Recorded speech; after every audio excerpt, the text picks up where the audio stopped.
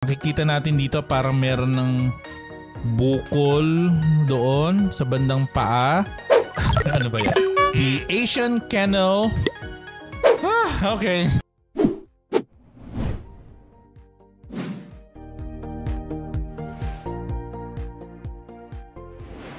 Hi guys! Welcome back to my channel. Ito na naman tayo. Magre-review tayo ng isang bilihan ng mga aso na sikat puntahan ng mga gustong mag-alaga or gustong tumingin sa mga aso. Saan to?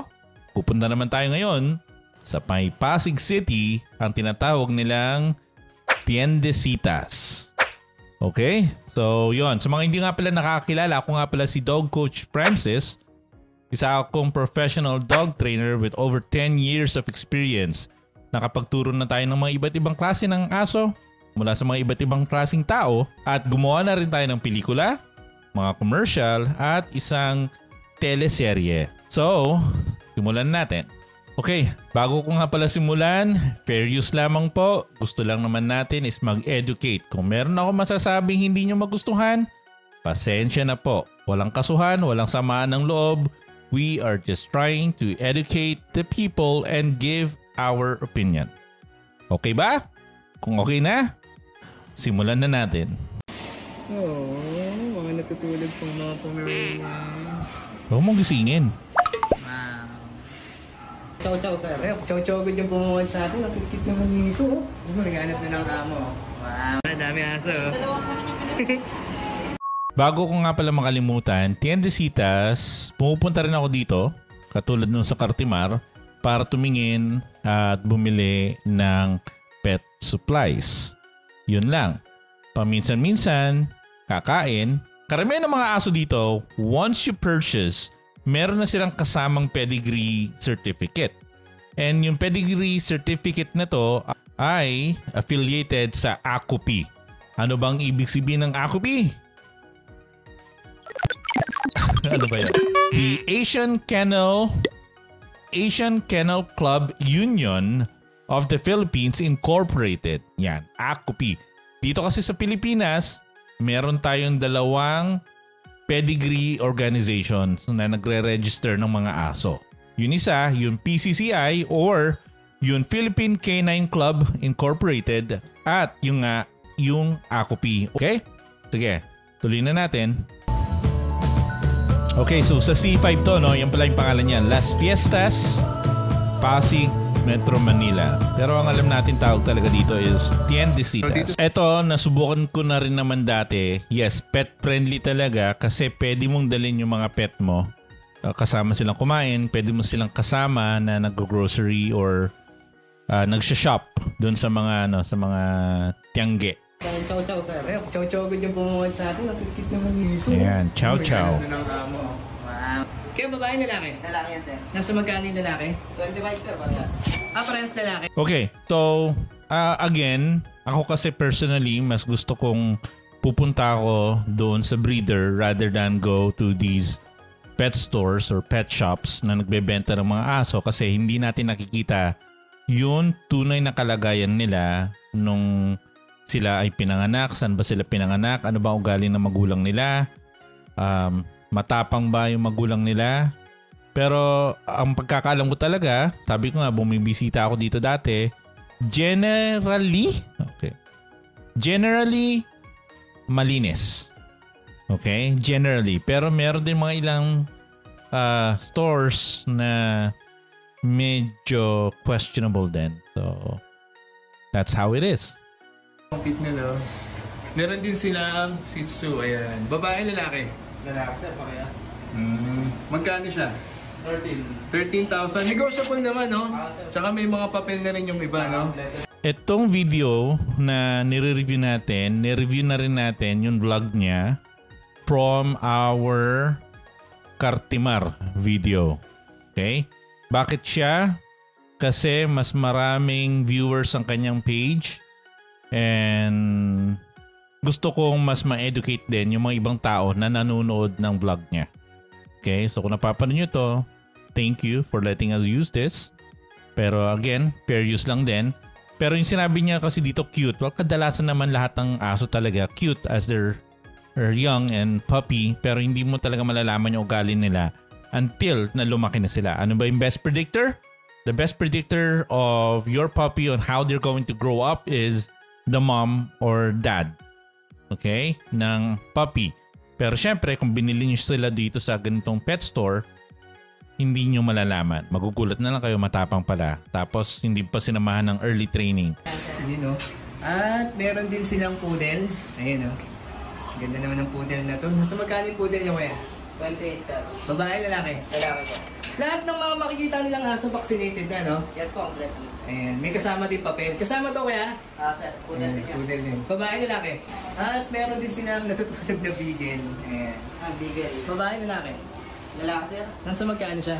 15. 15,000. Okay, karamihan daw ng mga aso dito vaccinated. Pero again, just a reminder, tignan nyo yung vaccination record. Unang-una, yun ba yung asong yun talaga? Tapos, ang nag-vaccinate ba is isang vet, licensed vet, meron nakasulat na PRC number and yung signature nila, pati yung date kung kailan binakunahan. Tapos nandun yung sticker kung ano yung pinambakuna. Ito, obviously, mukhang hindi air-conditioned or hindi naka-on ng air conditioning. Okay. So, Ganda, babae, lalaki? Ang ganda naman masyado. Again, all dogs are cute when they're young. ayan. So, meron silang Or at least mostly they are young. Babae. Ayun, kit-kit naman, no? Negotiable pa naman po yung mga aso. Ayan. At ito ay Negotiable naman daw. Maltese. Ayun, no? Nasa magkano po yung Maltese, madam? 30,000 yung lalaki. Yan. So, itong Maltese na to, obviously, ano to, fearful tong puppy. Okay? So, pwede nyong tingnan sa aming videos or previous videos or dun sa description natin. Maglilink ako ng body language. So, dito, dun sa body language, nakikita natin na parang whale eye. Stress yung puppy. Ayaw niyang merong camera sa mukha niya siguro. You know what? Meron akong question. Kasi, Tiendesitas Pet Village, parang mall ito eh. And then since mall ito, meron bang naiiwan na tao na nagbabantay doon sa mga pets overnight? Kung alam niyo yung sagot, paki-comment na lang para ma-educate niyo ako. Okay? Kasi matagal ko nang tanong din ito eh. Sino nagbabantay doon sa mga aso pag nagsarado na lahat ng mga shop? Itong mga nasa babang tag. Babae, Nakakaawa lalaki. naman yung mga aso. Pare-parehas. Walang interaction. Ganun din ang presyo. 39. Ayan. Mansa magkano itong Sharpei nyo? Laki na rin. Okay, parang may sugat yung Sharpei, no? Yung Sharpei ito. No? 10 na lang para na maalagaan, no? Ayan ang sinasabi ko. Mukhang meron ng infection yun Sharpei. Ayan. So makikita natin dito parang meron ng bukol doon sa bandang paa. Yung nails niya sobrang haba na obviously. Tapos nagsi-self-lick ito. It could be very stressed or it could be Makate. And malaki na yung aso at binagsak na nila yung presyo for 10,000 pesos. So para meron lang daw mag-alaga. 'Di ba? So yun yung problema. And another question that we are raising. What happens doon sa mga puppies o sa mga aso na hindi na bebenta or walang nag-a-adopt? And don't give me that BS, okay? Na bumili ako dito dun sa sa store na to kasi naawa ako dun sa aso, ni-rescue ko na lang. Rescue ba 'yon? Parang hindi. Alam ko, mayroong mag-trigger, mayroong magagalit. Pero para sa akin, in my humble opinion, that is not rescuing. That is tolerating this kind of business practice. Diba? So what happens to the dog? Nandiyan na lang ba siya buong buhay niya?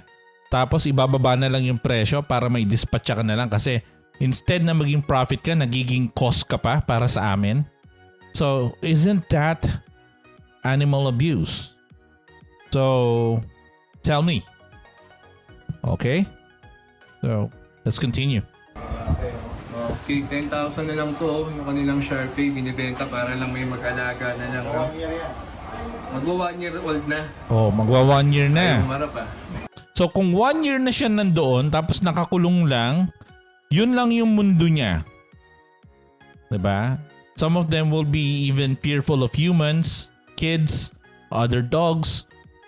And then you would have to spend more money trying to fix that behavior and hiring a professional dog trainer. So, is it worth it? Hulog eh. At least kahit pa paano, nakita natin sila. Yan Joe, thank you so much. Ayos, punta kayo dito sa Kisanag, hanap yung schedule. Negotiable pa naman lahat eh, no kuya? So, pansinin nyo rin to, itong mga puppies na to, depende dun sa age ng isang puppy, dapat meron silang mga chew toys eh. They should be relieving pressure or yun dun sa gums nila, nagtititing dapat. So, you need to give them yung mga Kong toys, mga rubber toys, para ma-relieve yung itch na yun, yung desire nilang magngat-ngat. And that's what puppies do. That also helps with their behavior development. Okay. At meron kasi sa pang Pomeranian. Yan, adult na yan. Nasa, pang-stud na lang. Kung magpapa-stud sila, nasa magkano kaya? 3.5. 3. Kawawa naman. So, adult na siya. So, pang-stud ka na lang. Tapos, ang stud is 3,500. My question is, kukuha kayo ng isang stud.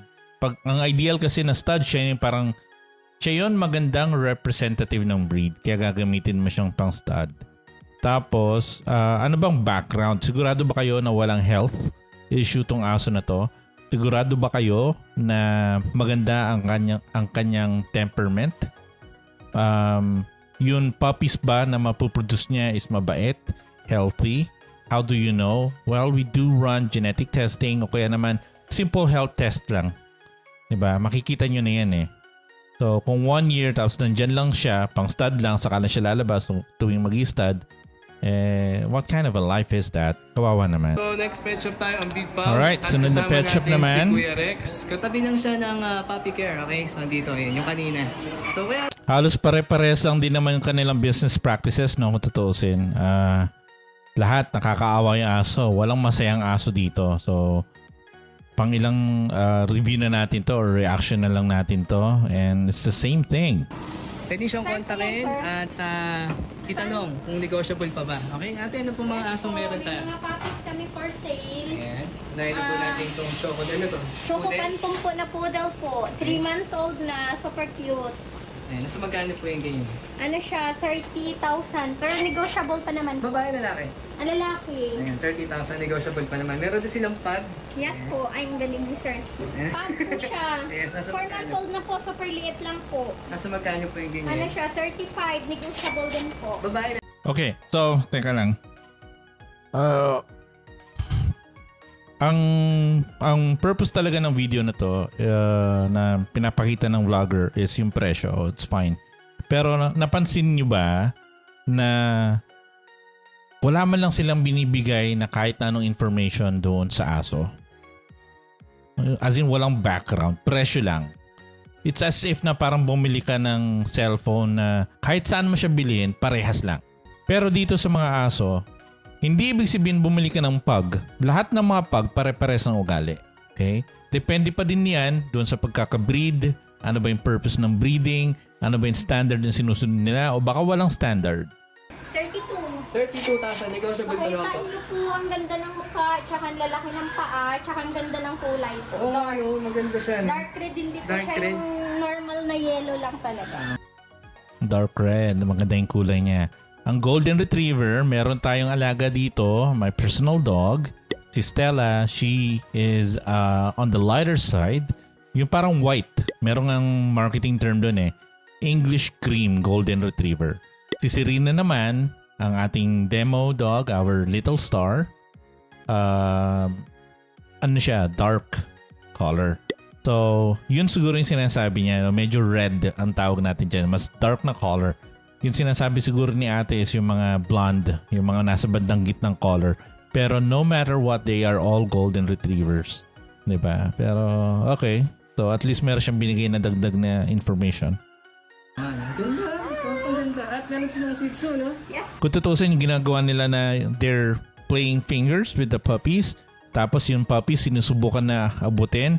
We do not want that. We are actually trying to train that out during our puppy classes.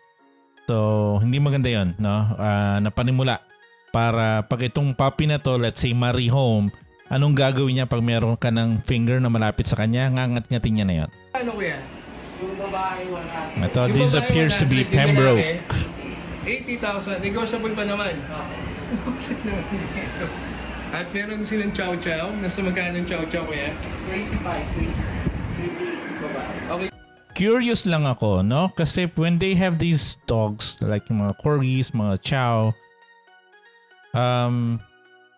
sino nagsusupply ng mga puppies na to? Tapos, is there a way na isa lang ba yung supplier ng puppy ng shop na to doon sa mga naunang shop? We don't know. We can only speculate. So, kung alam nyo kung paano sila kumukuha ng mga puppies, maybe you can help educate me. Diba? Pero again, I'm just raising questions for our viewers so you can better educate yourselves and then maybe spread the word. Pomeranian. Gusto sumama sa amin. Nasa magkano ganyan? 25,000. Okay, medyo mahaba ang kanyang nails. Natakot ako sa haba ng kanyang nails. 25,000. And bakit ganun siya tumingin? Ano natin ang inyong mga cute na Dachshund. Nasa magkano Dachshund? Dachshund kaya. Pag naganyan, And hindi siya corgi, it's a corgi. Again, that's just me. So, pasensya na. 28. 28,000 babae lalaki? Bakit hindi nyo na lang ikabit yung price, no? Pero negotiable daw eh. I don't know. I'm just not happy seeing these dogs na nandyan lang in their critical puppy stage na they're growing up quickly in a crate. Iko-comment ko din doon sa description yung video natin about the critical stages of puppy development. Dachshund. Ang cute naman. Pati ito kuya, binibenta na rin ba ito? Ayan, nasa magkano ganyan? Yan naman long hair, female, 16,000. 16,000 na lang. Sige. Thank you so much. 3 parking. That puppy actually doesn't appear to be too healthy. Cheers. Punta tayo dito. Hanapin na si kuya. Okay, thank God it's done. Okay, so sum it all up. The dogs does seem to be legit because meron mga, totoo naman yung mga sinasabi nila na pedigree tong mga aso na to and wala naman mali doon sa mga ilang information na sinabi nila. Sinasabi nila kung anong breed, sinasabi nila kung ilang buwan na yon, sinasabi nila na meron paper, meron vaccination record, and kung magkano yung puppy. Ang tanong, ano yung mga hindi nila sinasabi sa inyo? Okay? You always have to find that. Ano ba yung hidden meaning or ano ba yung mga, ano kaya yung mga tanong na dapat tinatanong nyo sa kanila at ano yung mga hindi nila sinasabi sa inyo? If you're able to answer that or probably make a good guess, then you're making the right decision. Diba? Or at least you'll be making the right decision.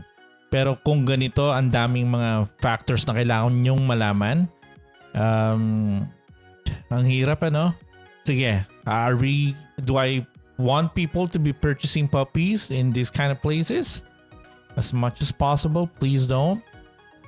Go to the breeder directly. Go and find a reputable breeder. You would want to support a breeder na talagang yun talaga yung puso niya at hindi lang yun pera ang importante. Though yes, I understand bakit ka naman magbi-breed, di ba? Pero meron konting money involved because this is what you want and you need money to be paying for the upkeep of the puppies, paying for the vet bills, paying for the dog food, for the grooming, the vet checks. Ang dami mo kasing kailangan isipin as a breeder. Kaya minsan tumataas yung presyo. Pero yung mga ganitong presyo na parang bumababa ng bumababa, ang tanong, are you getting what you pay for? I think those are things that you have to consider. So, this kind of videos are very stressful. Pero again, ang goal natin is to educate you. So sana meron din kayong natutunan dun sa mga ilang comments na binigay ko o reaction natin dito sa ganitong klaseng vlog. So yun lang. Ayoko masyadong magsalita. Baka madami na naman ang magagalit sa atin. Alright, that's it for our video. Please consider subscribing and liking. And don't forget to click on the notification icon. Kung meron kayong mga ideas or mga videos na gustong ipanood sa akin and give our reaction to, please leave a comment. We make sure that we will be replying or reading most of your comments for the first couple of hours. Or actually, we actually read everything. No? Alright, that's it. Keep healthy, keep safe, and don't forget to pet your dog. I'll see you on the next one.